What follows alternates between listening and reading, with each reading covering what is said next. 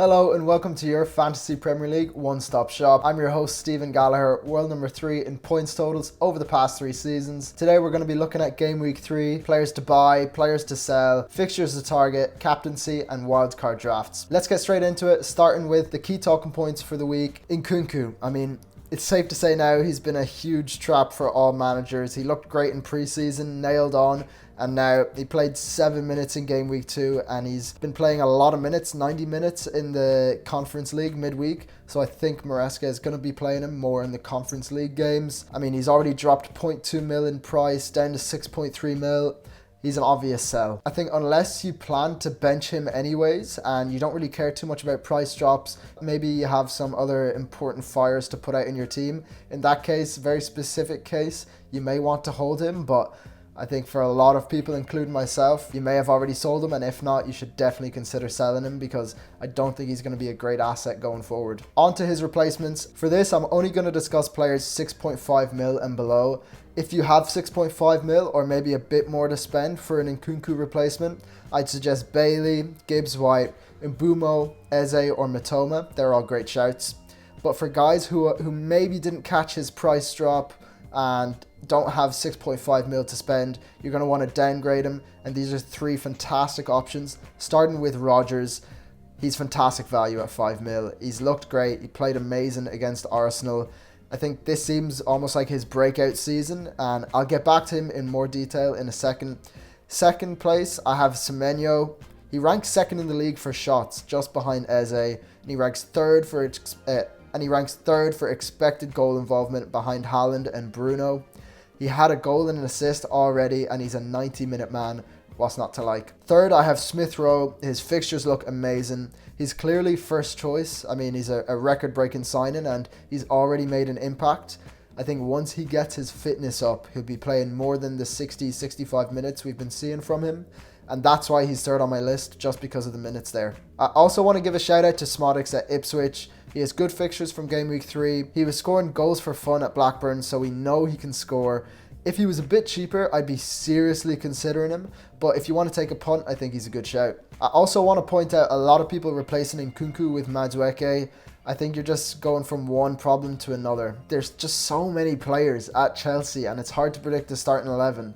That being said, I do think Madueke will start in game week 3, but from there, who really knows? Next up is Rodgers. I think he is the flavour of the week. A lot of people got him in for Nkunku. Just based off watching him, you can see he likes to drive with the ball. He's very physical, very direct. But does that translate to FPL points? I think a lot of managers will be wondering. But if you do look at this quote from Emery, it's very positive for Rodgers owners. He says he's been playing fantastic, he's getting more confident, and he's adding us more tactical ways with how we can connect with him inside, on the outside, and the next step is getting him in the box. He's hungry to increase his level. I think the important part there is that they want to get him in the box, which is where the goals are and where the FPL points are. I'd be very positive if I was a Rodgers owner, and if I wasn't, I'd be seriously looking at a way to get him into your team because at 5 mil, he offers great value. Next talking point is Bruno and Eze. I think Bruno, he's looked very dangerous, but he has no attacking returns so far to his name. He has an expected goal involvement of 2, which is 2nd highest in the league after Haaland. I would hold Bruno if I had him personally, especially if you have other issues to handle. However, I can understand selling him if you want to generate some funds for a Salah, Saka, Palmer without taking a hit, obviously. But I do think it would be worth considering holding him until the fixture in game week 4 against Southampton. For Eze, I think if you look at the stats, no player in the league has taken more shots than Eze in the first 2 games. He's played 90 minutes in both games, and he's very likely to take a penalty once Palace get one. Therefore, I think Eze is definitely a keep. In some ways, he's also a buy, considering his price has just dropped, but also his stats look amazing and his fixtures are pretty good too. I think the returns will come for Eze. If you have him and you're considering getting rid, I would advise against it and hold him. Next talking point is Isak and Watkins. I know a lot of people are getting frustrated with both of these players, and a lot of people are actually transferring Isak to Watkins, which is a good move at this point, but I would say right now Isak is a hold. Now, his performances haven't been great. He has been very quiet, and there are some factors worth taking into account here. First of all, Schär's red card in the first game. Who knows what could have happened if there wasn't a red card in that game.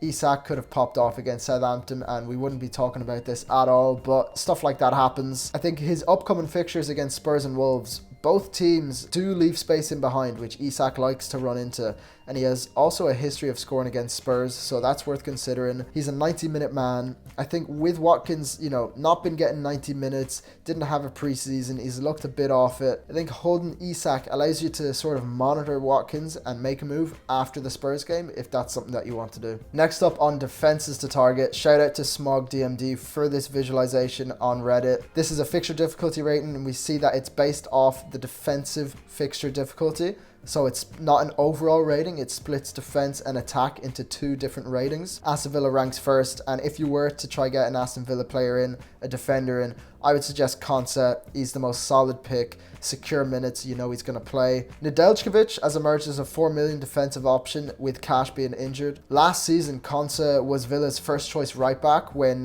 Cash got injured as well, and Carlos played at centre back. But in the preseason, Nedeljkovic started most of Villa's preseason and came in for Cash in the first two games, even though Carlos was fit, which is encouraging for owners. There are obvious minutes concerns, but at 4 million, he may be a risk worth taking considering Villa's fixture run. Next up, Everton and Southampton. They have great fixtures, but I wouldn't expect a lot from them defensively at the moment. Everton may find their defensive form again, but that's a wait and see. Next up, Arsenal. They're the best defense in the league. Brighton haven't scored against Arsenal in their past 3 games. Spurs and City in game week 4 and 5 is not ideal, but again, City didn't score against Arsenal last season. So if you don't have an Arsenal defender, I'd be looking into getting one. Next up, Fulham. Robinson is the best 4.5 million option in the defense, in my opinion. The next 4 fixtures are great from a defensive perspective. I'd be looking to get him in. Another thing that I noticed here is a nice little rotation between Brentford and Crystal Palace defenders. If you have one of them already and you want to play that rotation game, they rotate quite well over the next 6 fixtures, I'd maybe consider it. Next up is attacks to target. As you can see, the teams have, rearranged themselves accordingly. Aston Villa is still top of the fixture difficulty ratings. They have really good fixtures from an attacking perspective coming up. Watkins, Bailey and Rodgers are the standout options. I think, like I said, Watkins is a bit of a wait and see if his minutes increase. But if you just wanted to pull the trigger and go for them now, Leicester away is not a bad fixture at all. It's not a bad entry point. Another discussion is Bailey and Rodgers, whether Rodgers kind of covers Bailey. Is Bailey worth that extra 1.5 mil than Rodgers? I also think that's a bit of a wait and see. I do really like Bailey as an asset, and he's becoming more differential now that Rodgers is becoming very mainstream. I still think Bailey is a really good option if you want to go there. Everton and Ipswich also showing up here. I think if you were to go from a player from either of these teams, McNeil from Everton and Smodics from Ipswich would be the ones to go for. Liverpool is showing up there, even though they have that Man United and Chelsea fixture, which, to be honest, I don't think for Liverpool there's really many bad fixtures, despite maybe Arsenal and Man City. From an attacking perspective, these guys just love to score goals, and we can see that continuing under Arne Slot. The 3 players I would consider at the moment, obviously Mo Salah, king of FPL, then Jota and Luis Diaz. Both slight minutes risks. They have been getting their minutes and they've also been getting their returns, which is good to see. But I think it's still a wait and see. I've got Jota in my team. I'm happy to have him in my team until I do think his minutes are going to continue to decrease. Who knows, with the new signing of Chiesa, the return of Darwin, Gakpo, they have so many good players in these positions. It's hard to predict, but I still think it's worth having a Liverpool attacker in your team for sure. Next up, Chelsea. They're a bit lower down on this list, I think mainly because of that Liverpool fixture in game week 8, but until then, their fixtures are incredible from an attacking perspective. What I would say is that the only option I personally would be considering is Palmer. I think he's nailed in the team. Don't take my word for it. I'm not Maresca. I don't know what he's thinking, but you'd be doing well to bench Palmer. He's just so good. You watch him play. He's amazing on the ball. He makes the game look so easy. He's just such a great footballer to watch. Besides FPL, not from an FPL perspective, he's just a great footballer, isn't he? And also from an FPL perspective, he gets returns. So if you were to get a Chelsea player for this fixture run, it would have to be Palmer. Other than that, you're really playing with fire in terms of minutes risks. Next up is defenses to avoid. You can see Newcastle is at the bottom here. Now, their next 2 fixtures aren't too bad. I do think Spurs actually should maybe be, maybe a darker colour here because they do like to score goals. But you can see their fixtures aren't great from a defensive perspective. if you have maybe a Burn or a Hull, I'd be looking to bench them, and if not, shift them sooner rather than later. Also, Spurs is on this list. You can see they have Newcastle, Arsenal, Man United and Brighton in their next 5 games. Those are not fixtures you want to have defenders playing in. So I can't believe I'm saying this, but if you have Pedro Porro, he may be a sell at the moment. I definitely wouldn't be buying him. Now, you'd have to consider whether you want to sell him or not. He's just such a good attacking asset. You know he's going to get forward. You'd almost want to play him anyways and just hope for an attacking return. But they're not guaranteed from a defender. I do think he's a great FPL asset, just maybe wouldn't be buying him for this fixture run. Next up on attacks to avoid, you can see Spurs down there again, also Brighton. I've put 2 of the most owned assets from these attacks on the screen, Son and João Pedro. I have Son in my team, and to be honest, he's not really going anywhere at the moment. I do think he's really fixture proof, but if I had other Spurs assets other than Son in the attack, I'd be looking to shift them, and I definitely wouldn't be looking to get them in. João Pedro, he has this Arsenal game, which you probably would hope to bench him for. And then he has Ipswich and Nottingham Forest at home, which are 2 great fixtures. So I wouldn't necessarily be avoiding João Pedro, but I would look to have some sort of rotation in and out of the team, because around that Ipswich and Nottingham Forest fixture, you have Arsenal, Chelsea, Spurs and Newcastle. Not great fixtures from an attacking perspective. You can also see Man United down low on this list. They have Liverpool. They do play Southampton and Crystal Palace, which aren't too bad, but they are away from home. Followed by Spurs, Aston Villa. Not great fixtures from an attacking perspective. I wouldn't say an immediate sell, but I wouldn't be looking to get these players in. Like I said earlier in the video, I still think Bruno is a hold, especially for this Southampton fixture in Game Week 4. In this section, I'm just going to go through each position and the standout options so far based off the data from the first 2 fixtures. Bear in mind, it is only 2 fixtures, so we can't take too much from this, but still worth a look. In this plot here, you can see I've got expected goals conceded inverted on the x-axis, and I've got bonus points on the y-axis. Alisson and Raya, standout options here. You can see Sells sneaking in here, the Nottingham Forest goalkeeper. I think if he can keep his spot instead of Miguel, who did play midweek, I think Sells is a great option at his price point. Next up, defenders, you can see Trent is by far, by himself up there in the top right. I've ordered this by expected goals conceded on the x-axis and expected goal involvement on the y-axis. Trent just so far above everyone there. Rico Lewis also in here. I think if he can nail down that spot, now that João Cancelo has gone to Saudi, it just makes him a better asset. Maybe his minutes will be more secure. We can't say for now. We all know and we've all heard about Pep Roulette, so I can't say for sure whether Lewis is going to, nail that spot down. But if he does, he's a great asset. Next up, looking at the midfielders, I've changed the plot here to have expected goal involvement on the y-axis and price on the x-axis. I think this is a good way to see, what players are standing out at what price point. You can see Semenyo at the lower price point is having a really good first 2 fixtures. As well, Rodgers and Souček at that 5 million mark. Really interesting to see both of those guys there. I think Souček is being massively slept on. Again, Bruno Fernandes popping up there in the middle. His stats look good. I think we just have to wait for a return there. On to the forwards, you can see Haaland is just so far ahead of everyone because of his price, and also his expected goal involvement is so much higher than everyone.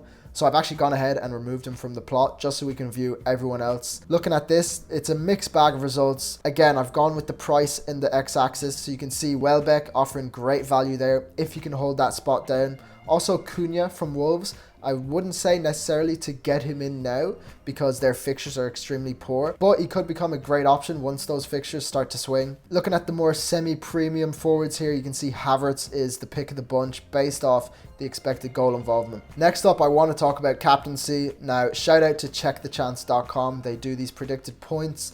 You can see that Haaland is at the top of the bunch, but there's really not much to separate the top 4 guys here. It's Salah in 4th with 6.49 projected points and Haaland 6.63. So there's really not much. It's kind of a mixed bag. I think if you were to go against the grain, go against, the main picks, which in this case will probably be Haaland or Salah. If you want to change it up, this is the week to do it, I would say, because Haaland, Palmer, Saka and Salah are the standout options. Maybe go for a Palmer or a Saka if you have one of them.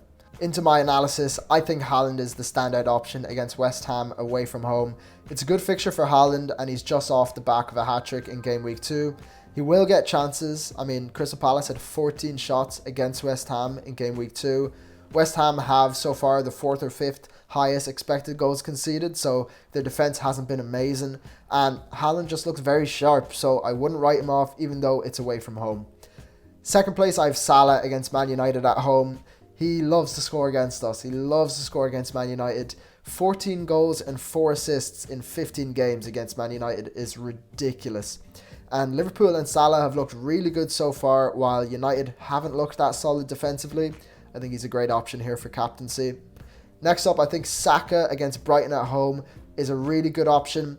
Saka has been amazing so far. He's got a goal and 2 assists. However, Brighton have only conceded 1 goal and they rank 5th for expected goals conceded in the league. So they are showing, that they are a good defense, a strong defense based off the underlying data and the fact that they've only conceded 1 goal. I wouldn't expect a lot of goals in this game, but if Arsenal score, you'd expect Saka to be involved somehow. In fourth, I have Palmer against Crystal Palace at home. A goal and 3 assists for Palmer in game week 2. He played really well and everything kind of went through him. He plays Crystal Palace here, who have been a really weak defence in the first 2 games. If he plays in the 10 again, I think this Chelsea system really suits him and he's in for a haul. In 5th place, if you really want to go differential, I think Mbeumo against Southampton at home is a good pick. It's the best fixture to target, let's say. Southampton conceded 6 big chances in game week 2, and without Tony, Mbeumo gets a lot more FPL points. He's a lot more involved and he has penalties. If you want to take a big risk, I'd go for it. Onto my wildcard team. If you want to wildcard now, I would suggest only doing so if your team is in absolute shambles. One good way to kind of measure it is looking at a lot of these wildcard teams, maybe looking at this one I have here, because these are the players that people want right now. And if you have a lot of these guys in your team, you're safe. You don't really need to wildcard. If you don't have any of them, if you only have 1 or 2, it's something I would consider, but take it with a grain of salt. You don't really want to be popping the wildcard too early, in my opinion. Personally, I'm looking at more game week 6 and potentially game week 12, as these are 2 fixture swings where teams that didn't have good fixtures previously then do have good fixtures. It's something worth considering. I'll do another video talking about wildcards and when the best time to use them are this season. For now, if you did want to use one, this is the team I'd go for. We got 3 premiums in the midfield with Salah, Saka and Palmer. I have double Arsenal defence, but this could also be double Liverpool defence if you want to change from Gabriel to Robbo. Everyone has good fixtures in this team. There's some solid budget options, which I really like. We've got Rodgers, we've got Semenyo, Muniz, João Pedro, Robinson and Konsa. Having these guys allows you to fit in those 3 premiums, which is really, really important, I think, for this wildcard.